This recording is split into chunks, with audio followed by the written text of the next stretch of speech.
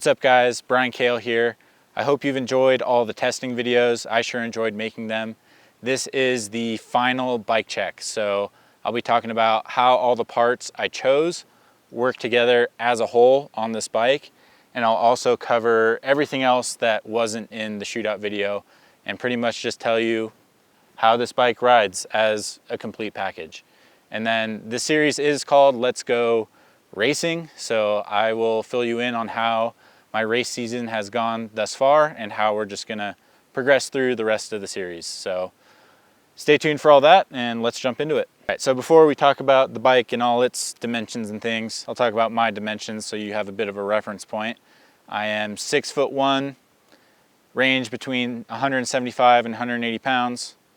And I think that's about all you need to know. This is a size large Forbidden Dreadnought, 29 front and rear. So that's what we're working with. I'll start by talking about the frame. If you have all the dopest parts on a frame that doesn't work that well or doesn't work that well for you, you know, it's all gonna be for waste.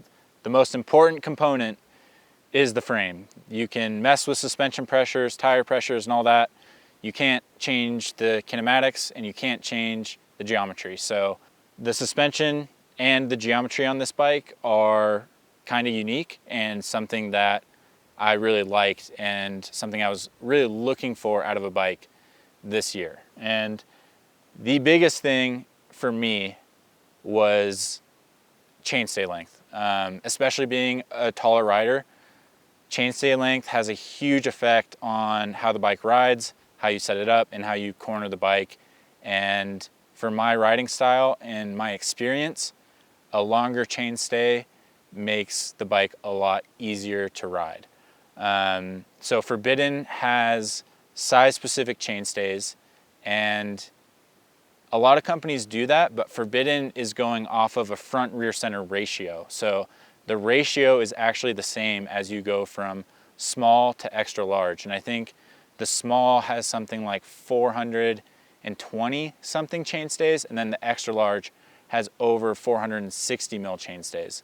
The chainstays on the large are 450 millimeters. And with the high pivot, it gets longer as you go through the travel. It's even longer at sag. So basically what that does is it puts more weight on the front wheel. Like if you're just in your neutral position, you're essentially standing on a longer lever. So without actively having to put your body weight forward over the front wheel, there's naturally just more weight on the front wheel. So I find on short chainstay bikes, especially for me as a taller rider, they're just super sensitive to where your body weight is, and they require you to be super over the front when you need to corner and get front end grip. And that's really great on kind of mellower trails, I feel like. On flat stuff, it feels really good to really bulldog over the front. But you end up having to compromise when things get really steep and aggressive. So when the speeds pick up and the trail gets steeper, it gets a little scarier to be in that position, like super over the front wheel. And you kind of want to get more back into a neutral position just to feel safer and prevent you from getting tossed over the bars. So I find that I'm always having to do this seesaw thing where my weight's back, my weight's forward to corner, then my weight's back, and it really doesn't seem like I'm optimizing my riding for either of the situations, either like smashing really aggressively or getting over the front to corner, because it's really hard to do either of those well. And depending on the bike setup, like I would raise my bars a bunch to be a little bit more comfortable and in a neutral position, but then I feel like it would be almost impossible to get enough weight on the front wheel, and the front end was just dancing all over the place. So on a long chainstay bike, I feel like I'm able to do everything I need to do from a really neutral position. Like there's already a ton of grip on the front wheel, so if I need to get forward, it's a really subtle movement, and I don't have to travel that far from my neutral position. And I just think my riding style, like, I don't like to get like super bulldogged over the front. I kind of like stand up more, and I've really tried to like play with my technique, and every time I hop on a longer chainstay bike, it just feels way more natural to ride, and I am fighting the bike less, and it just works in a much wider range of situations. I feel like I can get any bike to feel good for a certain track or trail, but I think bike setup on a longer chainstay bike for taller riders is much easier. And it allows me to run a fairly high bar height and still get weight on the front wheel. I think a lot of people think that having a longer chainstay will make the bike harder to corner, but I find that it's so much more predictable and safer. So say it's like kind of a flat corner and it's a decreasing radius and you need to like get the back end to step out. On a long chainstay bike, all you need to do is shift your weight a tiny bit forward and the rear end just like naturally steps out like super predictably. On the short chainstay bike, I feel like it's a bit more of a delicate balance, and it already requires you to be so far over the front that like getting the rear end to break loose without the front end tucking or doing something weird is just a little bit of a harder thing to judge. And honestly, looking at bikes to ride this year, it was a pretty short list, and it had a lot to do with chainstay length, especially in those larger sizes. If you're a medium-sized rider, a 430 to 440 chainstay is great, but as the sizes go up, like I've ridden large, extra large size bikes with 430 chainstays, and it just doesn't make sense why the rear end of the bike shouldn't be growing with the front. And like I crash less on this bike. Like it's just that simple. Like I feel like on short chainstay bikes, I'm always having to manage the front end and like fight to get it to do what I want. And on this thing and on other long chainstay bikes too that I tested, yeah, it just feels super natural to ride. So that was a long-winded explanation, but that's why I think long chainstays are dope, size-specific geometry is dope, and Forbidden has all of those things. So that was my salesman voice, but that's why I like this bike. We can talk a little bit about this suspension, Kinematics, or just what it's like to ride a fully high pivot design. And it was a bit of a trip. Like, it's definitely different than your conventional bike. And I think what most people assume is that it pedals like crap, which it doesn't. I think one of the benefits of this design is that they can get really good anti-squat numbers and optimize for that without having to compromise with a ton of pedal kick. And the pedal kick thing is where this bike is unbelievably good, especially if you ride flat pedals. Regardless, it makes the bike much more calm and predictable, like on square edge hits, where the bike would traditionally get like hung up and then it would go through its travel really quickly and possibly give you a kick on the pedals. This bike does not get hung up and you feel nothing through the pedals, pretty much. I don't know, I'm a flat pedal rider at heart, and I think in some situations clips are definitely faster, but riding flat pedals on this bike, it's like a magic carpet ride. It's the best thing ever. You just drop your heels, and yeah, I don't think I've almost ever blown off a foot in a rock garden, which is like, if you ride flat pedals, that's just something you live with. But on this bike, it really doesn't happen. The next topic that people are curious about is how it feels in corners with the chainstay growing as it goes through the travel. And that was probably the biggest thing for me to get used to. I would say it feels completely normal on flat corners because the suspension isn't really like going through a lot of its travel. And it feels insane in like built up berms where you can just like completely lay into the corner, because the chainstay grows and it just like makes the bike more and more stable. And if there's a wall to push into, there's like nothing the bike does to make you question just not touching your brakes and laying into a berm. I would say the only time it's a little weird are in like really short berms where you're doing a lot of turning at once at the same time your suspension is compressing. And this is like a really like specific weird type of corner, but in that it almost feels like, I don't know, the bike grows like where you're trying to turn.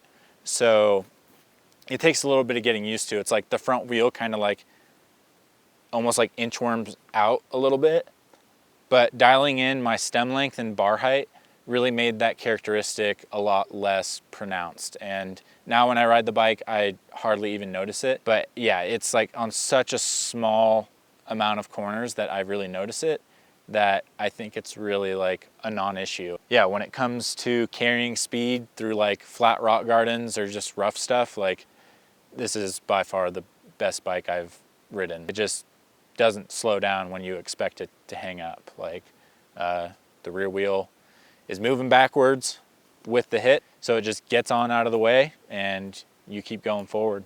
The linkage kind of looks complicated, but it's actually fairly simple. I'm able to take it apart on the road, like the shock comes out super easily, so it's pretty easy to maintain and it hasn't given me any issues this far. And I've put this bike through the ringer. Like when it was brand new, just like sent it into the ring of fire, the snow race at Windrock, gnarliest race ever, scratched it up a bunch. It's been going strong and it's definitely seen its fair share of less than ideal conditions. I think that's about it on the frame. The color is dope and it rides really good. Like confidence inspiring is thrown around a lot, but if you want a bike that really kind of gives you a reason to push a little more, this bike makes it feel really safe to kind of push the limit. Moving on to the drivetrain. This is probably the next most interesting part on the bike. I am running a axis shifter and derailleur with a Shimano cassette chainring. The bike came with Shimano and I had some axis stuff, so I wanted to give it a try. And I really think this is the best of both worlds. You really can't beat wireless shifting. Like axis has everyone beat right now, like with the performance, the ease of installation, and the durability. I've run these derailleurs a lot and you can smash the crap out of them. Like they have that auto clutch thing, but regardless, I think it is actually the most durable derailleur on the market. And then Shimano has a really nice cassette, a good chainring, and I think it just handles shifts under load really well. And the two mate together almost perfectly. I am running the Shimano Crank, and I'll be honest, like you probably won't catch me running a carbon crank again. Last year, or just forever, I've run SRAM carbon cranks. I've snapped 2 of them, and last year one of them was like fairly catastrophic and I was lucky to get out of that crash like unscathed pretty much. I'm speaking for myself here, I'm not going to tell you what to do, but if I'm on anything above a 130 mil bike, I'm running aluminum cranks. I don't care if it weighs 100 grams more or whatever. I would rather my cranks bend than explode. Just my 2 cents. I actually did bend a set of these XTs while filming. Clipped a rock, had a weird crash. My cranks are bent, but a bent crank is better than a snapped one. So I'm sticking to my guns. They're 170 mil length. I think it's a fairly standard length. The BB on this is high enough where I'm not enticed to run any shorter, and I don't think there's any reason to go any longer. So 170 is the sweet spot for me. So while we're kind of on the drivetrain, I'll cover this just the whole idler setup in general. A lot of people are curious about it. To me, the difference in drag is pretty much imperceivable. Like, I know it's there, if we measured it, but I can't tell the difference. The only time when it gets a little more noticeable is if your chain is completely dry and your drivetrain is super dirty. It just kind of amplifies the drag and the different kinks that the chain has to go through. It makes a much bigger difference if your drivetrain is not taken care of. It's good to take care of your drivetrain anyway, but I think on this, yeah, you just want to keep it dialed in so you're not losing more than you have to. And for the chain guide, like right now, I have the E13 chain guide that comes stock on it, super cranked, because I'm about to ride a bike park tomorrow. But for trail rides, like, I will relieve a little bit of tension on this. I did try the Cascade Components chain guide, and it's a completely different system. It doesn't have a bottom roller. It just operates on clearance. Like, the chain can't pop off because it's hugging the chain so closely. And that works super well. I never dropped a chain with it. The only reason I'm not running it is because I blew it up. I chain ringed a rock with it, so it wasn't too happy about that. Not its fault, like, not dissing any of these components that break. Like, sometimes you just break because you slammed a rock. So I was really stoked on that. That's a good solution if you're trying to, like, really reduce drag. I do think it made a difference. The only thing I may have not liked as much is it makes a little bit of noise with the chain, like slapping that bottom piece a little bit, but it's really not that bad. This upper chain guide works really well. I've heard of people dropping chains on these, but I just never have. And those idlers, this one's lasted me quite a while, and if you need to replace them, they are fairly cheap. So I think that's about covers it on all the drivetrain stuff. I guess I can talk about the seat post. It's an Axis 170 mil seat post. It's the best seat post out there because it's wireless and it works really well. Deletes a cable, looks sweet, and it goes up and down. Like, it's expensive, but it's sick. Like, having a wireless dropper post and just how quick it activates is really dope. The only problem I have with it is that seat post clamp. No matter what I do, it seems that the seat post will always slide all the way back. So the clamp's a little sus, but besides that, the seat post is bomber. Haven't had any issues with it. You just got to charge some batteries, which I can deal with. I landed on the Sam Hill bar, partly because it was available in a bit of a higher rise. I did cut my steer tube just like maybe a tad too short, so those are 38 mil rise bars, but it is kind of nice because having a higher rise bar uses up less reach than it would if you just kept upping your stack. Plus I like the way it looks, you know, get those bars up there. I'm at 108 centimeters for the bar height, running the Death Grip grips. Those feel really nice, nice and soft. Not too thick, not too thin. I've tried the meaty paws and like some big grips, and I don't know, they just feel too big. And for my hands, like a ruffian style is too small. I don't got AG hands to grip around those tiny things. But I feel like going too big, you lose a little bit of grip strength. So going with something a little narrower to kind of mid thickness is where I'm happy. Covered it in the brake video, but TRP brakes, I've been running them even longer now and still super impressed. I like the rotors that are 2.3 mils thick. They don't bend as easy, and I think they just give the brakes like a really hard hitting feel. Using the organic pad, they do cut through the pad pretty quick, but that's something I've just stayed on top of, and yeah, haven't felt that confident in a set of brakes in a while. The wheels, we covered it in the wheel video, but running the Zip up front and the Envy M90 out back, nice and compliant up front, stiff out back. The M90, I feel like I've put it through its paces. Like, I've pinged rim on that thing so many times, just like not running enough tire pressure or just taking a bad line through rocks, and yeah, I feel like if I was gonna crack it, I would have already, and it's been pretty much bulletproof. And I just can't say enough good things about the rim strip. Like every time I seat a tire, it's like the easiest thing ever. Seats with the floor pump. I can take off a Maxxis downhill tire with one tire lever. Don't ever have to mess with rim tape. It's really sweet. So for tires, Maxxis is one of the 3 sponsors I have for this year. I wanted to keep it wide open so I could test stuff and share with you guys. But tires was something I really wasn't interested in testing because I have so much trust and faith in Maxxis.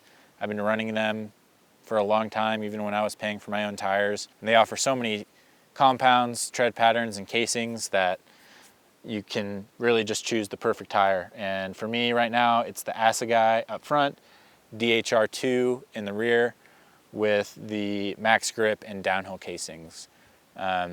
This was my first season committing to downhill casings like full time. I spent a lot of time on double downs previously and they held up really well. Like I didn't really have an issue with flats, but going to some bigger races this year, I really didn't want to risk anything. And talking to some other athletes, like the downhill tires just ride a bit differently. The double downs have 120 TPI casings, 2 layers of them, and then the downhill tire has 1 layer of 60 TPI. And basically the 60 TPI downhill casing is a bit of a tougher sidewall. It's not as malleable and it just feels different on the trail. Like the downhill tire is a lot more calm. It's maybe more dead feeling, whereas the double down is like livelier and springier just because it has that like lighter, more malleable casing. Riding like really aggressive stuff, riding downhill as the tires are meant to do, it really like settles out the bike. And the downhill tires just do a little bit better job of damping the feedback from the trail. And it's kind of nice having that springier feeling on a trail bike, but for racing and for what I'm wanting to ride on this bike, the downhill tires just give it a little bit more of a settled feel.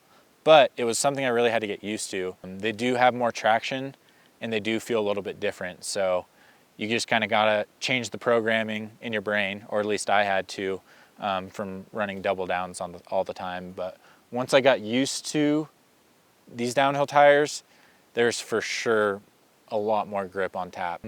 For pedals, I've tested a bunch of pedals.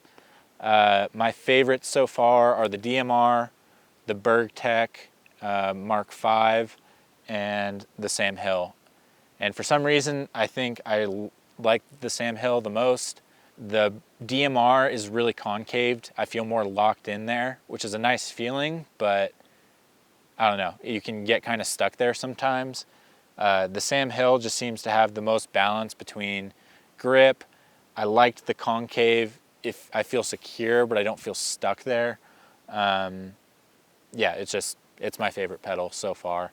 It seems to like shear pins off pretty easily, but you just get some more pins. It's not the biggest issue. For hubs, I really don't care what hubs I'm running as long as they are reliable and they have a decent amount of engagement. Right now, there's the Industry 9 1-to-1 out back. I think I actually prefer that in comparison to like a Hydra or something. You really don't need that much engagement, and I feel like it does have more drag and it's super annoying, my opinion. I would be really interested to try like some of the Onyx hubs. I think that's a really cool concept. Having the bike quiet is sweet, but for now, the 1-to-1 hubs have been like really reliable, decent amount of engagement, and they get the job done. Maybe the last thing is going into detail on the suspension. I really like the Olin stuff. It seemed to be the best balance between support and rideability. The 3-chamber air spring works really well. I like that extra ramp up chamber instead of tokens, having to like take apart your fork every time you want to make that adjustment. And with the air chamber, you have an infinite range of adjustment. So I'm running about 115 in the main chamber, around 215 in the ramp up. And my clickers, I kind of play around with them, but I'm kind of in the middle for everything. And the middle high speed compression adjustment, and then From closed, I think I'm anywhere between 8 and 12 out. On rebound, I'm 8 clicks out on the fork. So for the shock, I'm running it in the most open high-speed compression setting, about in the middle for low-speed compression, and in the middle for rebound on the shock. I did work with Öhlins on a bit of a different tune on the shock, and after I had chosen it, but I was looking for a little bit more damping support. It felt like it was riding a little deep in its travel, and it was like just blowing through the first half kind of quickly. But one thing I super appreciate about Öhlins is how they go about their custom tunes. So for compression on the fork and shock, they have a scale that goes between like C10 and C90, and same with rebound, it's like R20 through R70. But whatever it is, it allows you to know where you're at in the adjustment range and how big of a change you're making. I feel like on every other custom tune set of suspension I've had, which I haven't had many, like 2 or 3, and I have experience like trying to get suspension for my dirt bike, like you're just shooting in the dark. You're like, oh, I want it stiffer. It's like, okay, well, how stiff? It's like, I don't know, like stiffer, where am I at? Like there's no way to tell you where you're at and how to conceptualize like how big of a jump you want to go. So I think for compression, I was at a C10, which was the lightest compression tune they had. And I believe I went up to a C50. So I'm like, okay, this is a fairly big jump, but I'm not going to the most compression, but it's enough of a jump to where I should notice a difference. And I think that just allows me and other riders to find a tune more easily instead of just like searching. But I really think that's about it. Like the bike works really well all together. It took a lot of work to test all that stuff. Like I got this bike in late February and I went out to Tennessee and pretty much rode and tested almost nonstop until April when we shot all these videos. So if you had a part that you thought wasn't included in this test, it's not because I didn't like it.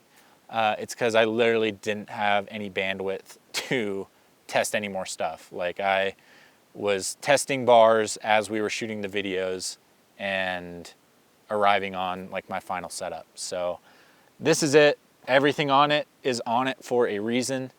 If I didn't cover anything, please ask me in the comments. I'll do my best to respond. But this is by far the most comfortable I've been on a bike.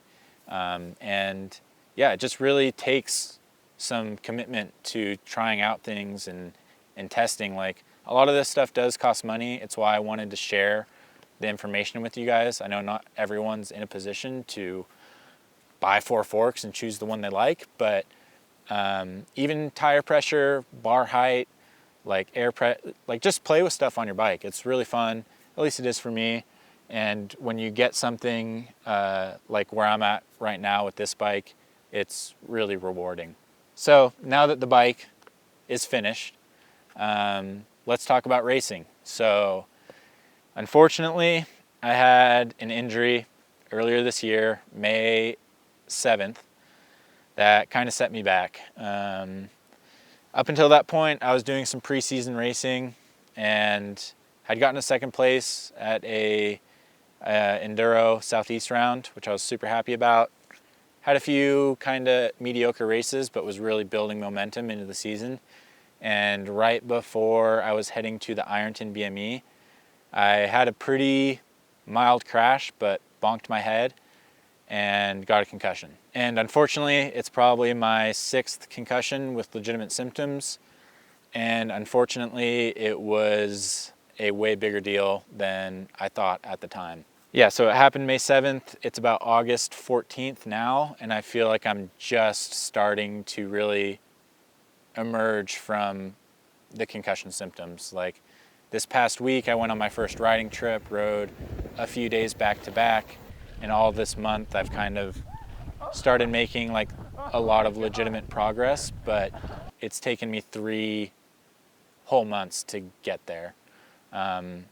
And it's really made me appreciate riding again, but it's put me in a bit of a tough position with racing this season. The American EWSs are going on right now. I was super fired up to go out there, put this bike to the test, and really gun for some good results. I was definitely the most prepared I ever was coming into the season. And yeah, it just didn't play out how I hoped. And yeah, it was a really tough road, especially kind of getting past that 4 to 6 week mark after concussion, and things aren't getting better. It starts to get like kind of serious, like, okay, when is this going to get better? What can I do to get better? And there's really no answer to those questions, which is the hardest part. As someone who's concussed, like, I just feel like there's not a lot of resources out there, and you end up having to do a lot of your own research and yeah, kind of pull yourself out of it almost. I feel like what eventually really did it for me was like really focusing on my diet. I was doing like balance exercises, and I think time helped. But for me, really being strict on my diet, going gluten-free, dairy-free, just anti-inflammatory, and taking a lot of good supplements, I think is what really kind of like brought me out of the funk. And I'm not completely out of it yet, but I can, you know, ride my bike multiple days in a row, and I get headaches every once in a while instead of just being like debilitated for most of the day, almost every day. At this point, I really don't know how I'm going to proceed with racing this year. I'm signed up for Trans Madera, and I'm going to be doing that at some capacity. If anything, like, coming back from this has just made me really appreciate riding. Like, I don't care how fast I'm going. I don't care how my whips look. I don't care about anything. Like, I'm just trying to ride my bike and enjoy it and have fun.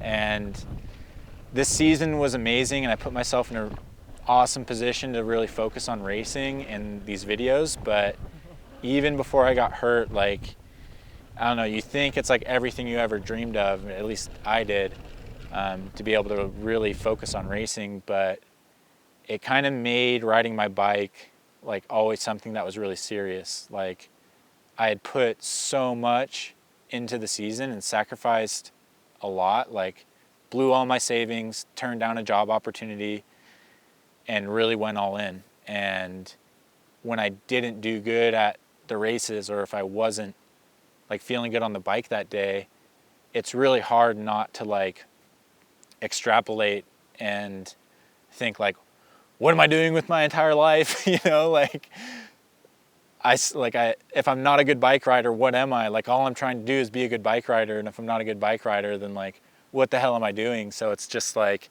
it was a much harder mental challenge than I ever anticipated, like going through that. Plus, living in a trailer was like way gnarlier than I thought too.